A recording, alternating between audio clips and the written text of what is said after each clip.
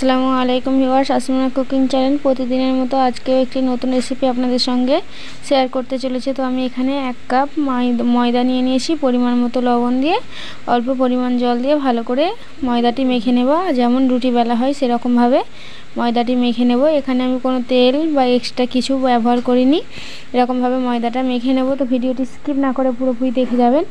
এবারে আমি একটি ডিমের ভুজিয়া করে নেব। আমি এখানে 2টো ডিমের ভুজিয়া করব, যেহেতু তার জন্য আমি কুচি কুচি করে পেঁয়াজ কেটে নিয়েছি। লবণ দিয়ে দেবো, আর ডিমটা দেওয়ার পর সামান্য জিরা মরিচের গুঁড়ো দিয়ে দেবো। তো দেখুন বন্ধুরা, আমি এখানে 2টো ডিমের ভুজিয়া করে নেব। ভুজিয়াতে অন্য কিছু উপাদান দেব না, একদম ঘরোয়া উপায়ে বাচ্চাদের জন্য এই নতুন ইউনিক রেসিপিটা যদি বাচ্চাদের টিফিনেও দিই, খেতে খুব দারুণ হবে এবং ভালো লাগবে। তার জন্য আমি ভুজিয়াটা প্রথম তৈরি করে নেব। ময়দাটি ছেনে রেস্টে রেখে দিয়েছি। এবার উপর থেকে জিরার মরিচের গুঁড়ো দিয়ে ভালো করে হালকাভাবে নেড়ে নেব। তো দেখুন বন্ধুরা, ডিমের ভুজিয়াটি একদম তৈরি হয়ে গিয়েছে। এবারে ময়দা থেকে আমি লেচি কেটে নেব। তো এখানে আমি 4টে লেচি কেটে নিয়েছি। দেখুন, গোল গোল করে রুটির মতো বেলে নেব।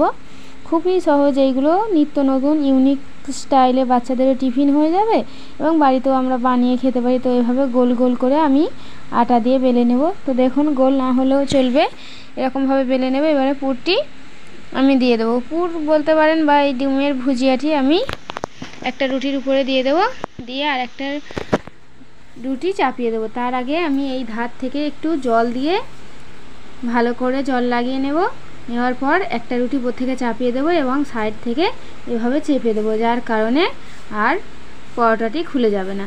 তো এভাবে চেপে নেওয়ার পর হালকা হাতে আমি একটা চাকুর সাহায্যে চৌকো করে কেটে নেব। আপনারা যদি কাটতে না চান, এভাবে গোল করেও সেঁকে নিতে পারেন।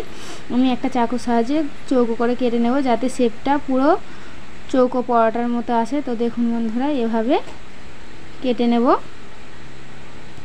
কেটে নিয়ে আমি একটা করে তৈরি করব, একটা করে সেঁকে নেব। তো চাকুটা একটু ধারালো নেবেন, তাহলে কাটতে আরও সুবিধা হবে। তো কেটে নেওয়ার পর আমি কড়াইতে সসপ্যান বসিয়ে দিয়েছি। এবারে প্রথমেই আমি পরোটাটি দিয়ে দেবো। তেল প্রথমে দেবো না, অল্প তেলেই এগুলো ভাজা হয়ে যায়। দেওয়ার পর হালকা করে সেঁকা হয়ে গেলে এক পিঠ আর এক পিঠ উল্টে দেবো, দিয়ে ভালোভাবে সেঁকে নেব।